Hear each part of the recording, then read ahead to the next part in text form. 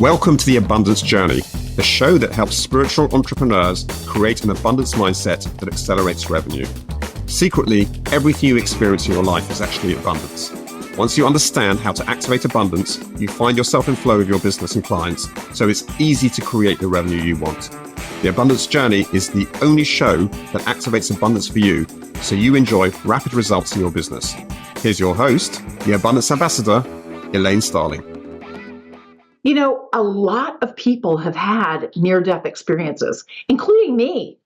And I got to tell you, it is an incredible, amazing experience. It's unlike anything you've ever done before because, frankly, it's not a human experience. This is a spiritual experience. So it can be super challenging to try to explain it.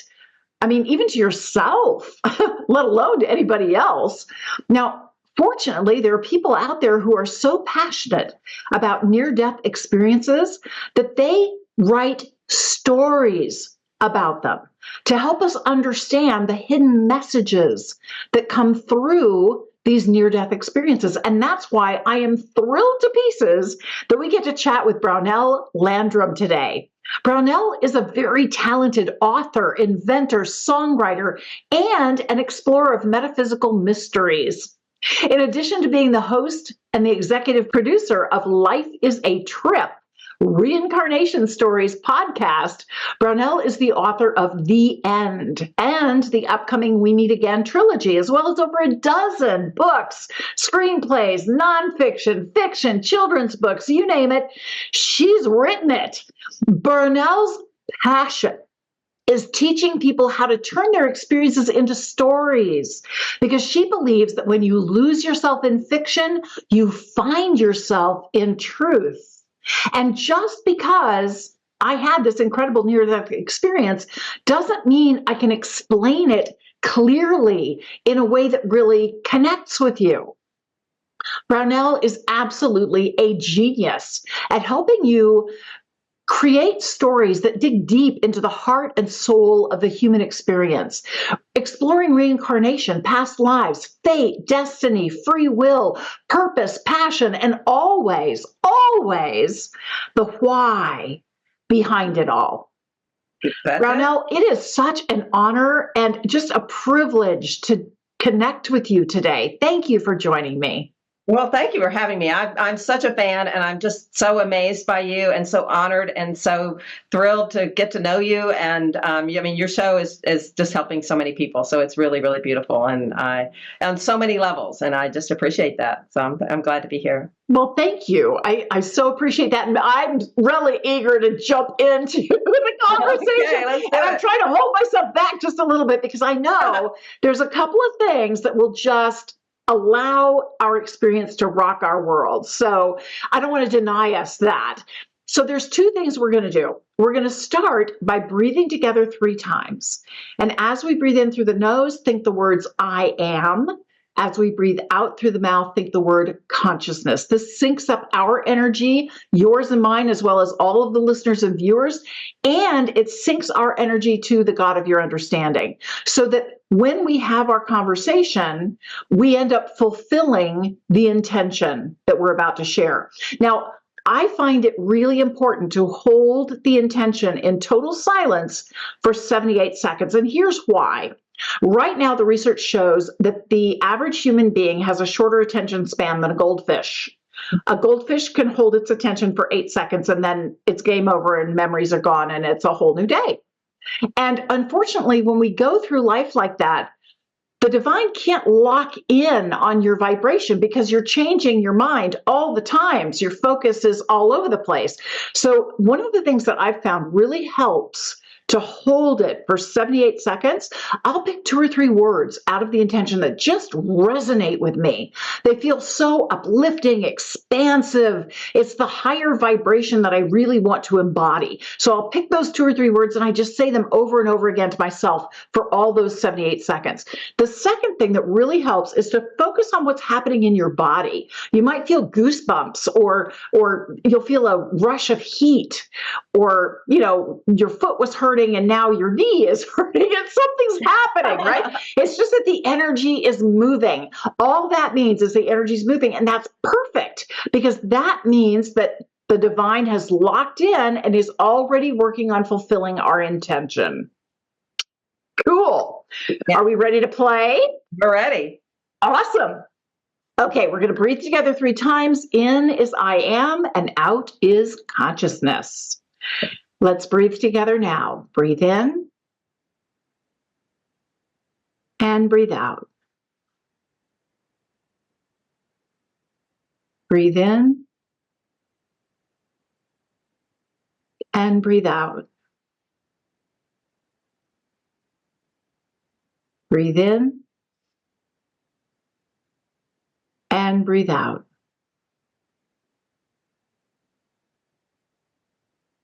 In love and light, we hold the intention that we embrace and enjoy every aspect of the infinite divine beings that we are. Thank you, divine. Thank you, thank you, thank you. It is done.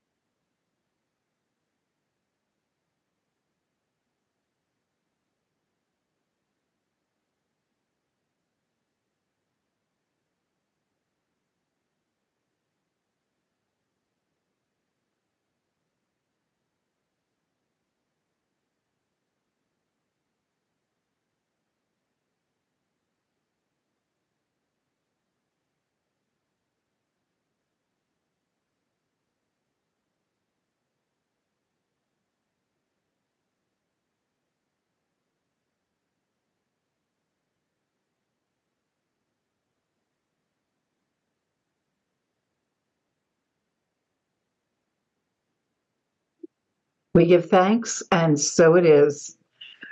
Wow, that was cool. What happened for you, Brownell?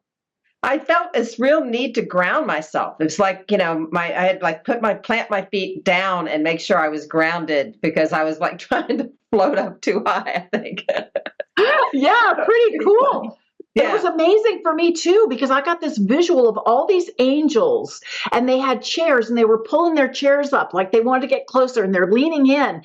And there was part of we're really interested to hear about this conversation, but there was also we really want you to be able to express yourself clearly and communicate what we have been trying to share with you, right? It's like, do they get it? Right. Yeah, absolutely. That was different. And I got stories about that, so I know exactly what you're talking about. Yeah. Well, obviously, you're really passionate about helping people capture their story in a way that allows them to connect with another person, makes it compelling, engaging, interesting, and informative. Why are you so passionate about this? Well, it's funny because your show is about abundance, right? And we sit there and we think, well, what message do we want to leave the world? What do we want to communicate? And as you said, I've written a bunch of books, screenplays, all kinds of things about metaphysical stories, fiction, nonfiction, children's books, and all this stuff. And then I was just realizing it's like, this isn't about me and my stories. My stories I love, and I want people to read them, and I think they're great. And it's about getting more of these stories out there. The more people that are out there, the more we support each other in getting these stories out there, the better. And so I started a Facebook group about a year ago, and it's for telling reincarnation stories and past life stories and between life. And like you said, purpose and all those things weave in because how we plan our lives, all these things that kind of pull in together. And I just know that I've seen just how some of my own books and stories have just profoundly impacted the readers. And I just know that they can make a difference. And I've also learned that, as you said, lose yourself in the fiction, find yourself in the truth, that our stories are fictional or factual. So they don't have to be held up to some standard of can you prove it? And is it fit this mold? And does it fit this mold?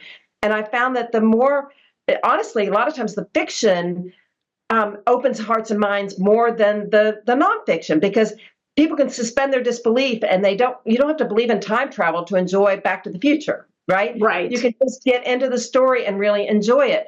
And so opening it up to other writers, and we're on IMDb, so writers get credit on IMDb for their stories. And for some, that's a huge opening. And I did a contest for stories last year, and I had more joy in awarding the winners than if I had won a contest. I mean, it was just so powerful. And so when you're talking about abundance, it's like, there's my little world, but then there's this potential for the whole world. And I'll get as much pleasure if Hollywood comes knocking on one of their doors as if it is mine. It just That's really awesome. That's really, awesome. really, And I love what you said, because it's really hard to explain what the experience is. I mean, I did write a book, 5 Steps to Activate Your Abundance. Yes. And I do talk about my near-death experience and what happened and the messages that I received and continue to receive.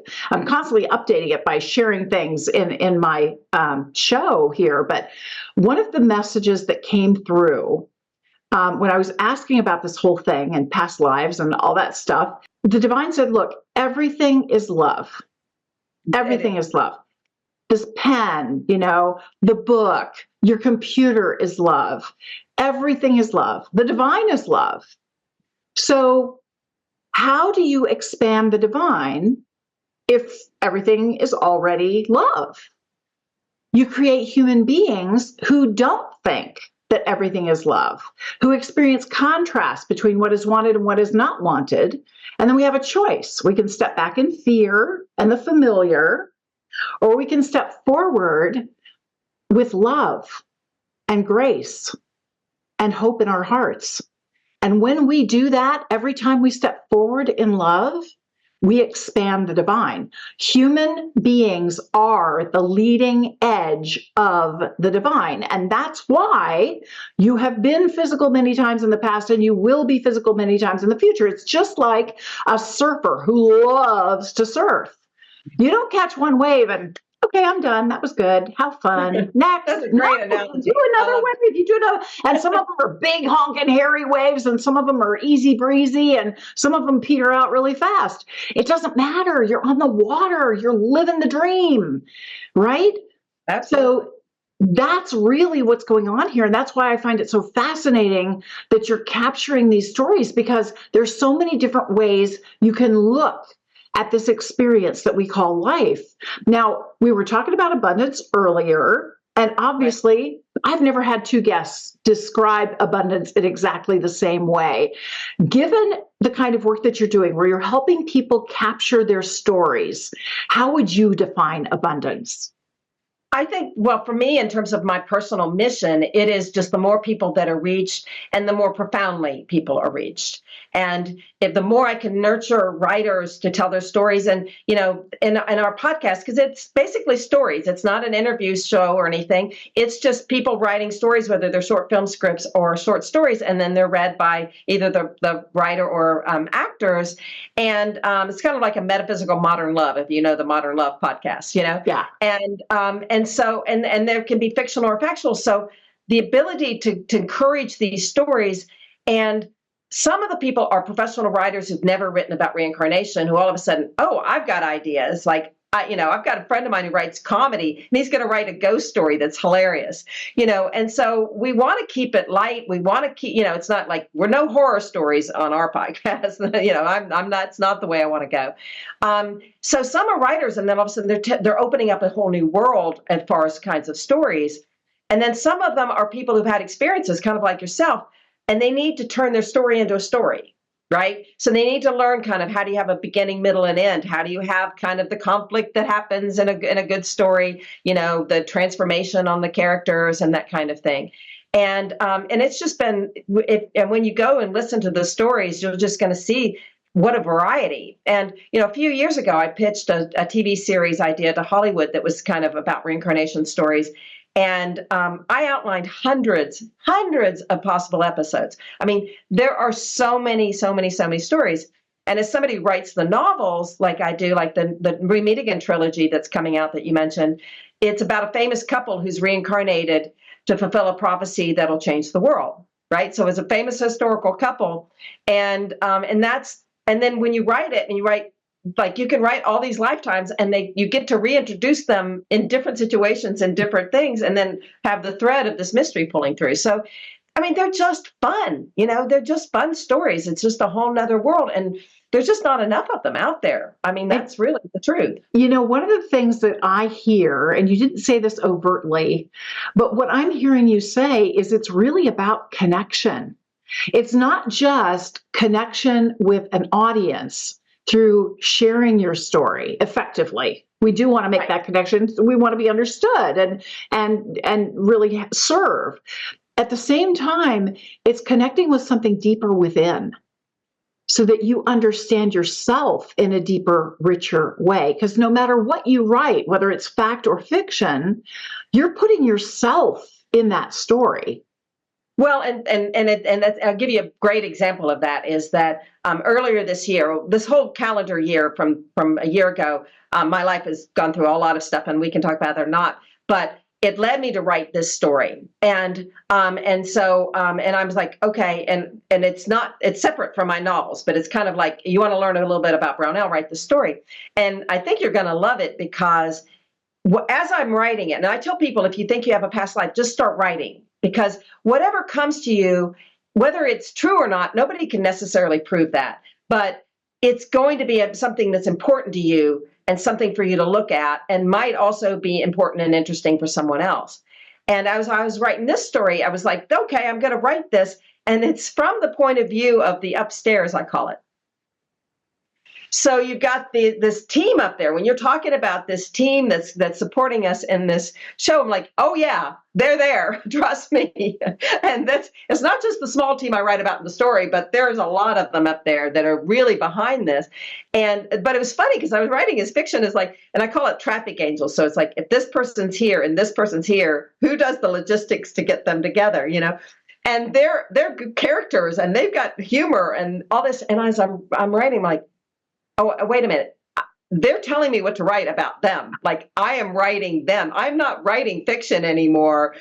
I can't prove that I'm writing, but they're like, and so it has connected me to that level of information and support that I have never known. And I'm not a young person. So, for me to go my whole life and never have really experienced this.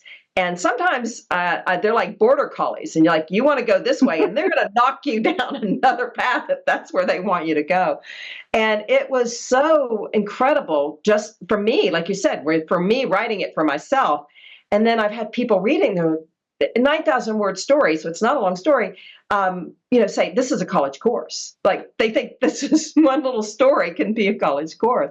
So it does open up that. And when you start realizing that other people are connecting that, and then they can start realizing the learning from that, it's just a gift. It's just a gift. Yeah. It's really interesting in the beginning of my book, because of course I can't document or prove that I had this conversation with the divine.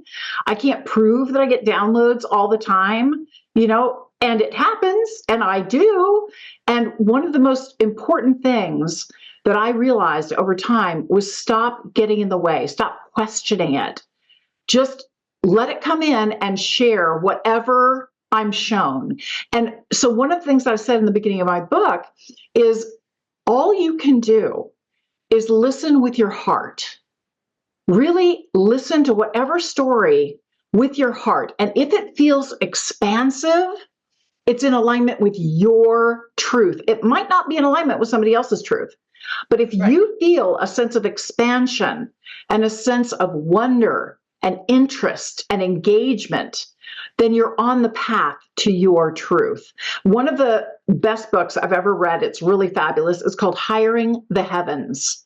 Really cute, short little book, Hiring the Heavens. And in this book, the author says, you can hire angels to help you out, because there's a ton of them and they got nothing to do. They would love to help you out, but you have to ask for their support out loud.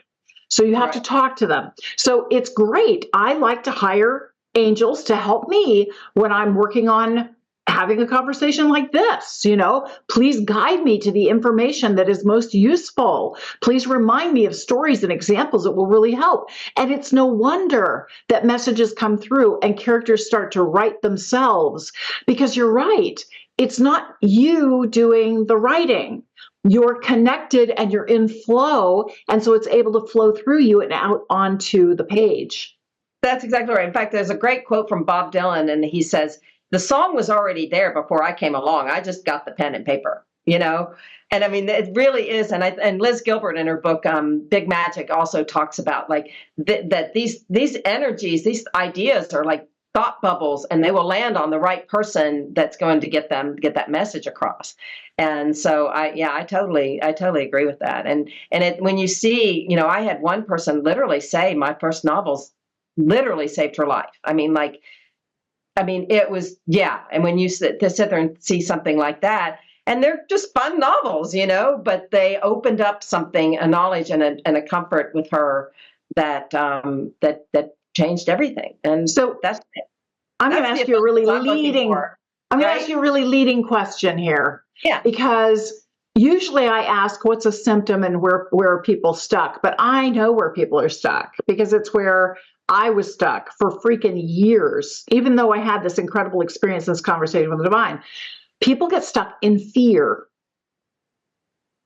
But it can't be true, but it can't be real, but nobody's going to believe me. But oh my gosh, this is ridiculous. But I can't prove it. But right? And we have to be willing to overcome the fear.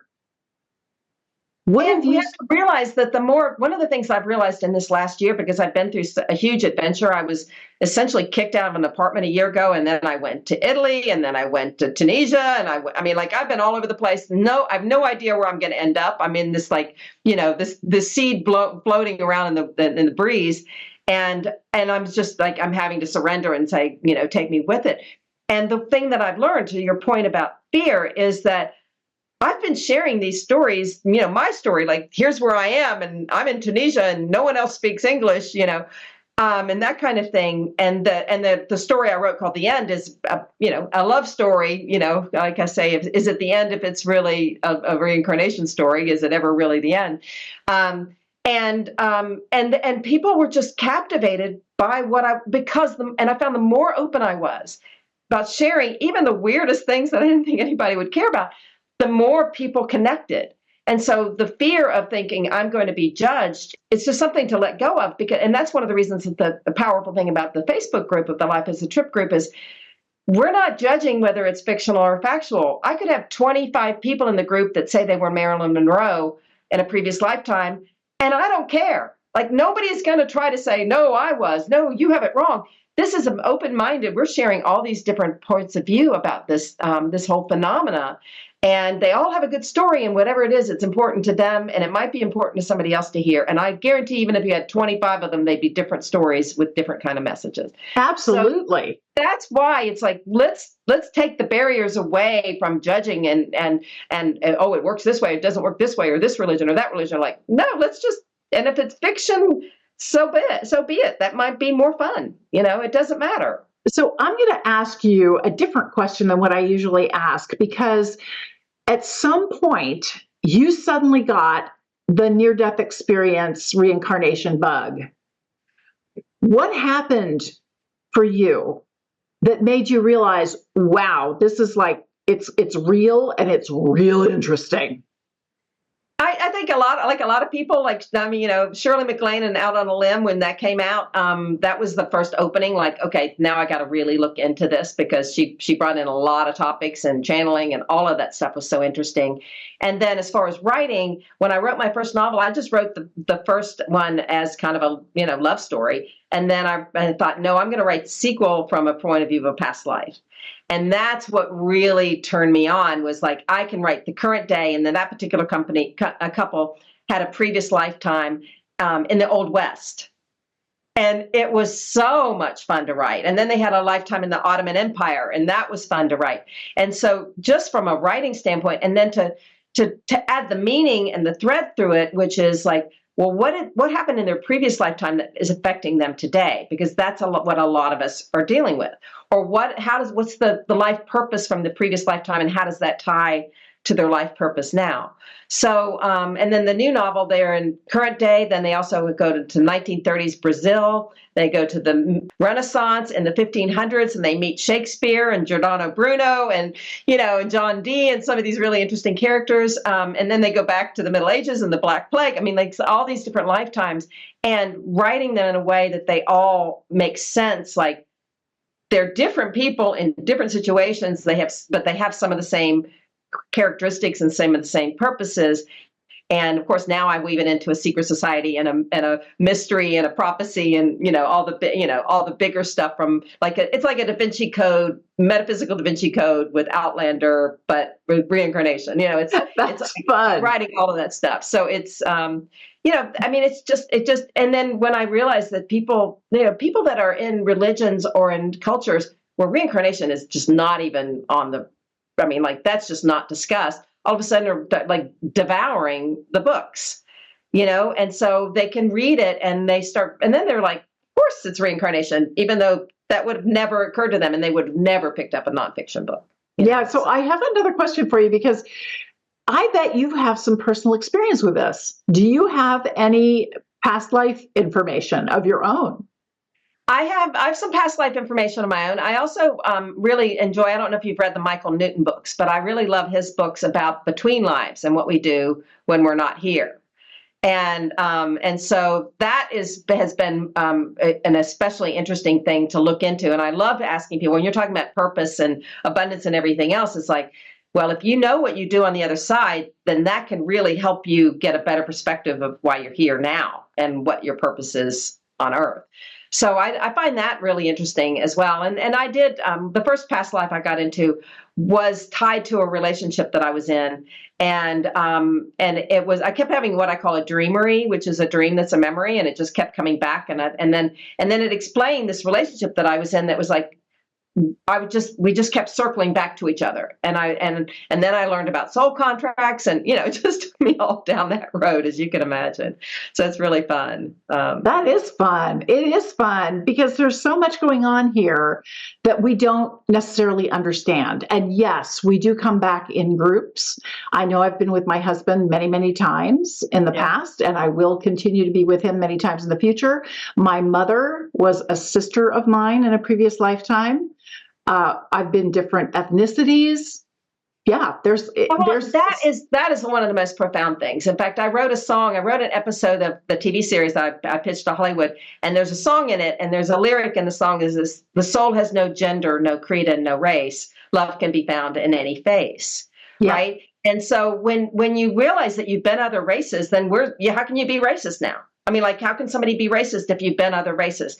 Or socioeconomic levels or nationalities or anything. It's like all of a sudden all of that disappears, because then you realize the soul doesn't have a gender, or, and I even wrote a story, I call it Carl Curly, about a man named Carl who always felt more like Carly, and all of his past lives had been female. Right? Yeah. So now you start understanding this question, and I think it's really incredible in terms of all this question of gender these days, because if you start tying it to the soul, it changes the whole ballgame, right? Yeah. So, Brownell, somebody wants to get started, right? And sadly, you probably don't have a magic wand in your hip pocket to just suddenly make stories clear and crisp and compelling and all that great stuff. How do we start? What's a baby step or two that we could take that would get us going in the right direction? That's a great question. I do have on my YouTube channel, there is a video of me doing a class on how to turn your story into a story. So it's some of the basics of storytelling. So there is, I do have that that they can watch for free, totally. They can listen to the podcast. So they can hear some different kinds of stories out there.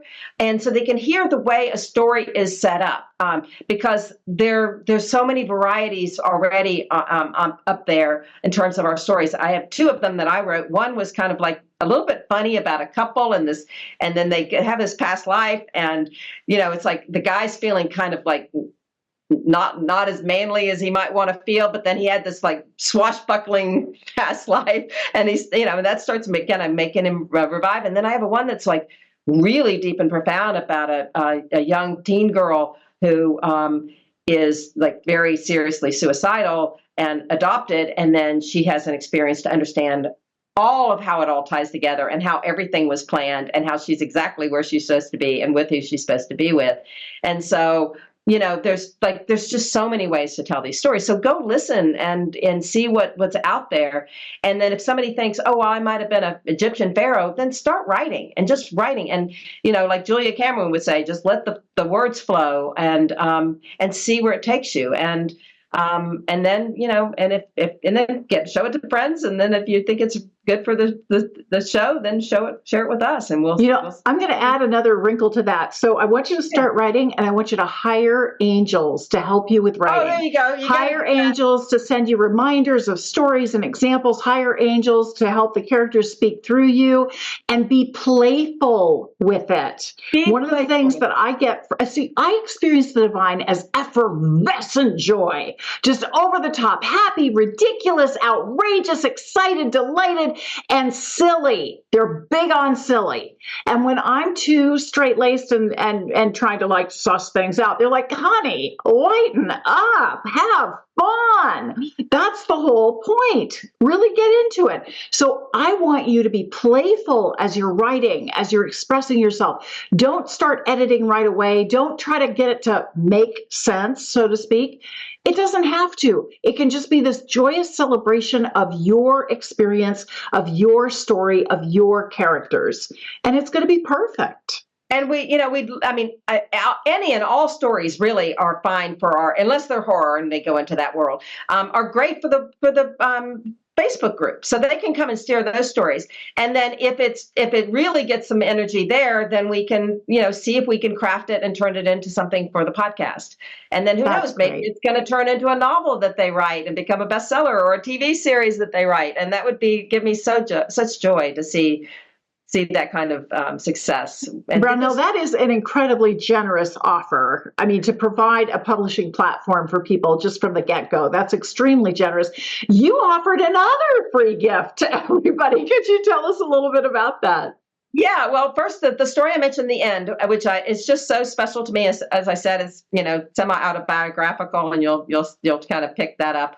In fact, I started writing. This is kind of a little bit of a teaser, but I started writing kind of a sequel to it, which has been very interesting. That came out today. I was like, oh wow, I want to go off and write, but I got to finish marketing.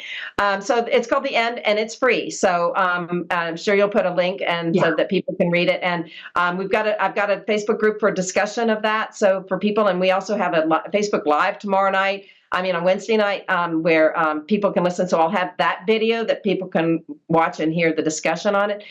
Because I really think that like you're talking about, when you realize you have a team upstairs, and because one of the things that they did with me is they gave me, like, when I'm doing what they want me to do, they give me so much joy. I'm just like flying high. And if I go off path, then they're like the border collies, wanting to knock me down. So getting that kind of awareness and learning that kind of energy. So anyway, and then I've got my new trilogy coming out, and I've got the first book until launch next month. I've got for 99 cents. So depending on when they're listening to this, they can. Very cool. And I'll make sure that all the links that we've been talking about are in the show notes, so that everybody can get access. Now, one of the things that we like to do here, Brownell, at The Abundance Journey, we always turn the tables on our guests, because we know that when we give is when we truly receive the most. So what can we do to support you? Well, you've got a story that would be fun to see if we can convert it into the podcast, because that would be super fun. And then you can share that and have your story on there. And anybody that is listening that wants to write a story and submit it would be fabulous. I know we're going to end up being really inundated one day, but we, that's the goal, is to get as many of these out there. And just more people that have experiences like you did, and the near-death experiences and the connection with the divine. The more those stories come out there, that's the gift that we all can give each other, is sharing these stories. Oh man, you shared so many wonderful ideas. And now I have to pick just one for the Activate Abundance segment. I've got 3 pages of notes. This was such a fun conversation, Brownell. I cannot thank you enough. I've had a blast. Very much. Oh, wonderful. All right, stick around because we're going to activate abundance in just a moment.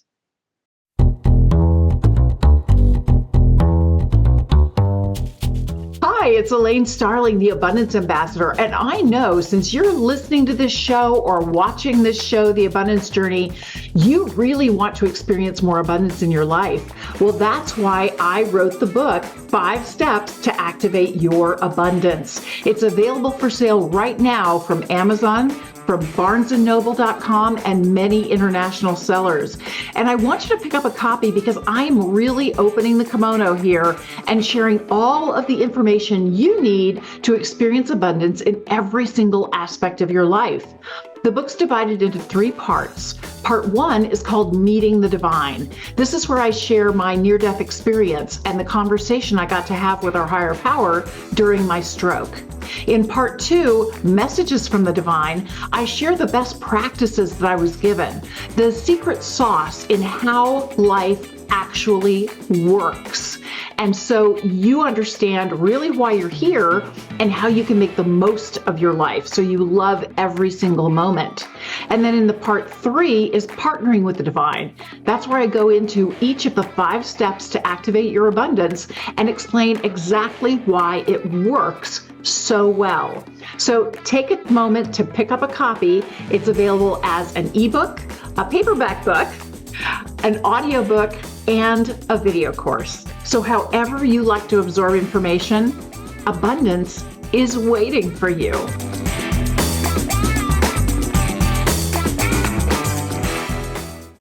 Man, I love chatting with Brownell. She just sees the world in such a unique way. She sees that stories are everywhere. I just really enjoyed that conversation. Step 1 is gratitude. And I really appreciate Brownell opening my mind to recognize the power of stories, that you can get lost in fiction and find yourself at the same time, because there is truth embedded in every single story. It's up to you to recognize the truth. That was really profound. I love that. Step 2, acknowledge something you heard that was an aha for you. Well, that could have been my aha. There were so many things that she shared that I absolutely loved. But I wanted to focus in on this concept of connection, how stories connect us. Because there were a few different times when she said, I was just sharing what was happening in my life, and I didn't think it was really that big a deal, but people got into it. They really connected with it. There are universal themes that connect with every single human on the planet. It does not matter what their race, what their gender, what their ethnicity, their religion. It doesn't matter their age or their socioeconomic condition. There are stories that connect us. They connect us with ourselves. They connect us with other people. And, Brownell was the one to emphasize they connect us with our higher power. Our stories truly reveal how we're feeling about ourselves and the struggles that we're experiencing. So I loved that she brought in, we can connect through our stories. We just have to pay closer attention to what those stories are, what we're sharing, and how we are sharing them. Loved that. That was really profound for me. Step 3, appreciate the difference it can make in your life. I've really been getting lots of messages about what stories am I telling myself. It could be as simple as, oh, I'm having such a bad hair day. Not a supportive story. This doesn't help me, right? It doesn't empower me. It doesn't uplift me. Now, there's all kinds of connection around that because there are plenty of us who have had a bad hair day, right? It happens sometimes. So sure, you could make an entire story about that and then how you flipped it into being powerful and empowered no matter what. Your story has the beginning, the middle, and the end, right? So where you are now is not where you're going to end up. And And I really appreciate that Brownell brought a spotlight to that when we share our stories, we change our lives and the lives of everybody else involved and impacted. It can go so far beyond you. You have no idea the impact that you're going to have through your stories. Loved it.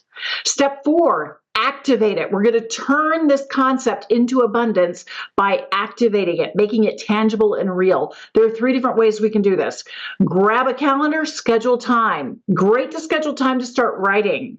I put journaling under this too, because if you're a little uncomfortable with writing a story, just start writing. Just start sharing your truth. And it can be a private truth between you and your journal in the beginning.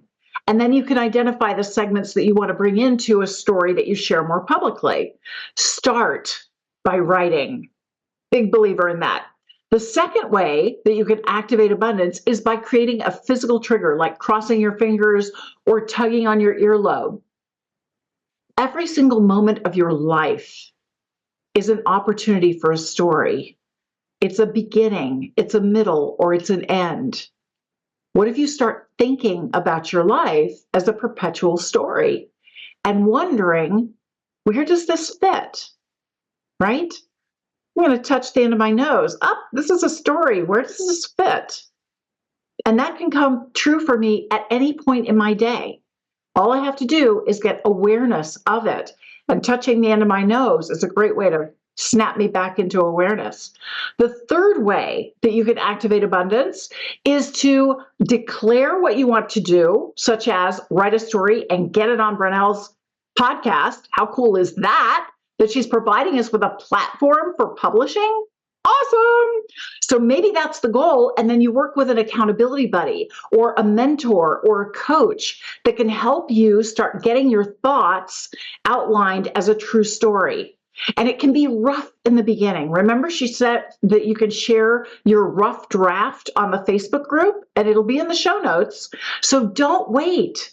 Acknowledge yourself. Create that connection with yourself, with others, and with the divine by capturing your stories.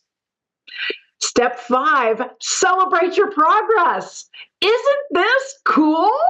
Your entire life is a series of beautiful unfolding stories, one after another. And where you put your attention determines whether you start out in a horror story or suddenly shift it into a miraculous story of abundance and transformation. Because that's what's possible for you in every single moment. You control the story. Thank you so much for joining me today. I'll see you next time for the Abundance Journey. You've been listening to the Abundance Journey Show with Elaine Starling. Visit theabundancejourney.com/podcast gifts to access today's gift, as well as gifts from our other guests. Tune in every week to activate abundance in your life and business. If something resonated with you, please share it with your friends so they can benefit too. Keep activating abundance, and we'll see you in the next episode.